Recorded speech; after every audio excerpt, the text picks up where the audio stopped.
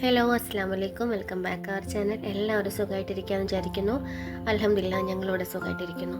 ചെറിയൊരു ജലദോഷം ഉണ്ട് കേട്ടോ, അതാ സൗണ്ടൊക്കെ മൊത്തം പോയി കിടക്കുകയാണ്.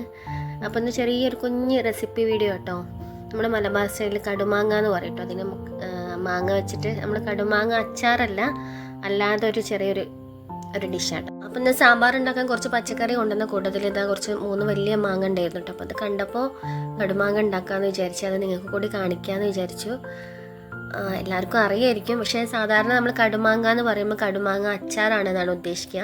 അപ്പോൾ അത് അച്ചാറല്ല, എന്താ ഒരു നമ്മൾ പുളിയൊക്കെ ഉണ്ടാക്കില്ല, പുളിയിഞ്ചിയൊക്കെ ഉണ്ടാക്കില്ല, ആ ഒരു ടേസ്റ്റുള്ള ഒരു ഡിഷ് കേട്ടോ. അപ്പോൾ നമുക്ക് കുനുകുനായിട്ട് ഇങ്ങനെ എന്താ മാങ്ങ അച്ചാറുണ്ടാക്കുന്ന രീതിയിൽ അരിഞ്ഞെടുക്കുക.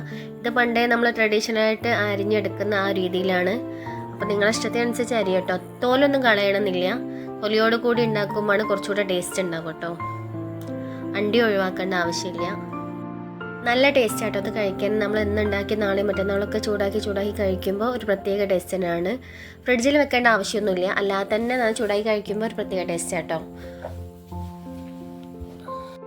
അപ്പോൾ 2 മാങ്ങ മുറിച്ചപ്പോൾ തന്നെ ചട്ടി ഫുള്ളായിട്ടുണ്ട്. അപ്പോൾ ഞാൻ ഒരു ചെറിയൊരു കഷ്ണം മാറ്റി വെക്കുക കേട്ടോ ചെയ്തത്. നമ്മൾ കറിയിലിടാനോ ചമ്മന്തി ഉണ്ടാക്കാനോ എടുക്കാമെന്ന് വിചാരിച്ച് മാറ്റി വെക്കുക ചെയ്തത്.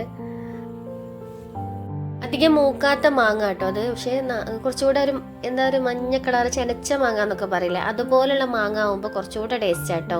ഇതിന് ഭയങ്കര പുളിയായിരുന്നു ഉണ്ടാക്കി കഴിഞ്ഞപ്പോൾ, പക്ഷേ കുറച്ചുകൂടെ ഒരു മധുരം വന്ന് ഒരു മാങ്ങ ഉണ്ടാവുമല്ലോ, കുറച്ചൊരു ചെനച്ച മാങ്ങ എന്നറിയില്ല, അതുപോലത്തെ മാങ്ങ കേട്ടോ കുറച്ചുകൂടെ ടേസ്റ്റ് ഉണ്ടാവുക. എന്താ അപ്പോൾ 3ാമത്തെ മാങ്ങ ചിലപ്പോൾ ആ ഒരു രീതിയിലാണ് കിട്ടിയത്. സംസാരിച്ച് വലിച്ചു നീട്ടി പോകുന്നില്ല. അതിലേക്ക് നമ്മൾ 1 സ്പൂൺ ഉപ്പ് ചേർക്കുന്നുണ്ട്, 2 പച്ചമുളക് ചേർക്കുന്നുണ്ട്. കൂടുതൽ ഇൻഗ്രീഡിയൻസ് ഒന്നും വേണ്ട കേട്ടോ. പച്ചമുളകും കറിവേപ്പിലയും മുളക് പൊടി, ഉലുവ ചേർക്കും. മുളക് പൊടി ഒരു 1/2 സ്പൂണിൻ്റെ അധികം കുറച്ചുകൂടെ ചേർക്കാം കേട്ടോ. 1 സ്പൂണിനേക്കാളും കൂടുതൽ ചേർക്കുക. ഒരു നുള്ളും മഞ്ഞൾപ്പൊടി മതി, മഞ്ഞൾപ്പൊടിയുടെ ആവശ്യമില്ല. കുറച്ചധികം തന്നെ ഉലുവ ചേർക്കുന്നുണ്ട് കേട്ടോ. പിന്നെ കുറച്ച് കറിവേപ്പിലയും, പിന്നെ ഇതൊന്ന് മുങ്ങി നിൽക്കാൻ പാകത്തിലുള്ള വെള്ളം ഒഴിച്ചു കൊടുക്കുന്നുണ്ട്. ആദ്യമൊന്നും ഞങ്ങൾ വെളുത്തുള്ളി ചേർക്കാറില്ല കേട്ടോ. ഇപ്പോൾ ഇങ്ങനെ കുറച്ചുകൂടെ വെളുത്തുള്ളിയൊക്കെ ചേർത്തപ്പോൾ കുറച്ചുകൂടെ ടേസ്റ്റ് ആയിട്ട് തോന്നിയിട്ടുണ്ട്. അപ്പോൾ ഈ പച്ചക്കറി കൊണ്ടുവന്ന കൂട്ടത്തിലായിട്ടോ ഞാൻ പറഞ്ഞത്, അത് ഉണ്ടായിരുന്നു ഒന്ന്. നമ്മുടെ കടുമാങ്ങ നന്നായിട്ട് തിളച്ച് വന്നിട്ടുണ്ട്. ആവശ്യമെങ്കിൽ മധുരം വേണ്ടിയവർക്ക് മാത്രം, ഓപ്ഷണലാണ്, പഞ്ചസാര ചേർക്കാം, അല്ലെങ്കിൽ ശർക്കര ചീകി ചേർക്കാവുന്നതാണ്. അപ്പോൾ അതൊക്കെ വെന്തതിന് ശേഷം പാൻ ചൂടാക്കി കടുകും ഉലുവയും പൊട്ടിക്കണം കേട്ടോ. ഉലുവ ഞാൻ അതിൽ കൂടുതൽ ചേർത്തുകൊണ്ട് ഇതിൽ ചേർക്കുന്നില്ല.